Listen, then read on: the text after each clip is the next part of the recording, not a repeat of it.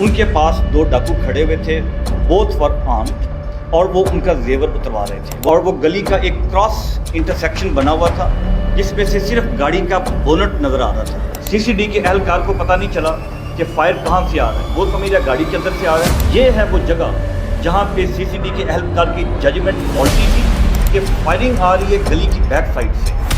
ये समझ रहा है कि फायर आ रहा है गाड़ी के अंदर से, और जब गाड़ी भाग रही है, इस इंसिडेंट में एक ऑन गोइंग रॉबरी थी।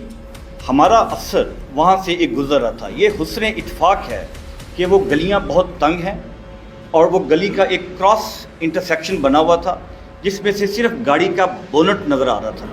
एक अफसर वहाँ से गुजरा, उसने देखा हानिया की वालदा, उनके पास दो डाकू खड़े हुए थे, बोथ वर आर्म्ड, और वो उनका जेवर उतरवा रहे थे। वो अगर आप उनकी जो स्टेटमेंट है वो आप पढ़ें FIR के अंदर तो उसमें क्लियर है, जेवर उतरवा रहे हैं। वो हमारा अफसर जो दूसरा था असर बाय, वो फौरी तौर पे चंद फीट के फासले पे जो CCD का सेंटर है वहाँ पे गया और उसने अंदर जो हमारा आर्म्ड सेंट्री ड्यूटी के ऊपर मौजूद था उसको इन्फॉर्म किया, उसको अलर्ट किया।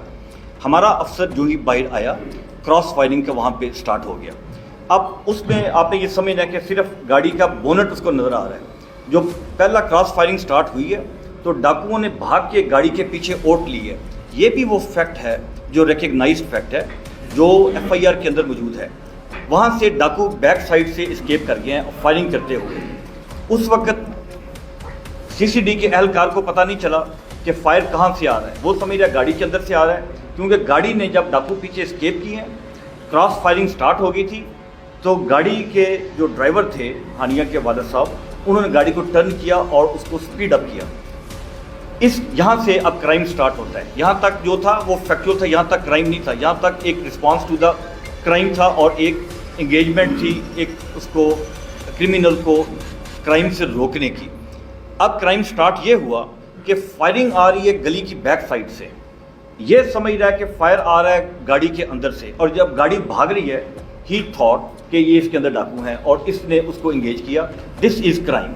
ये है वो जगह जहाँ पे CCD के एहलकार की जजमेंट फॉल्टी थी, जहाँ पे इसको कॉशन एक्सरसाइज करना चाहिए था, जहाँ पे इसको टारगेट को पॉजिटिवली आइडेंटिफाई करना चाहिए था कि 100% कंफर्म होता कि इसके अंदर वो बंदा बैठा हुआ है जो CCD के ऊपर फायर कर रहा है, ये उसके ऊपर फायर करता। महज अंदाजे के ऊपर, महज उसके ऊपर ये फायर नहीं कर सकते।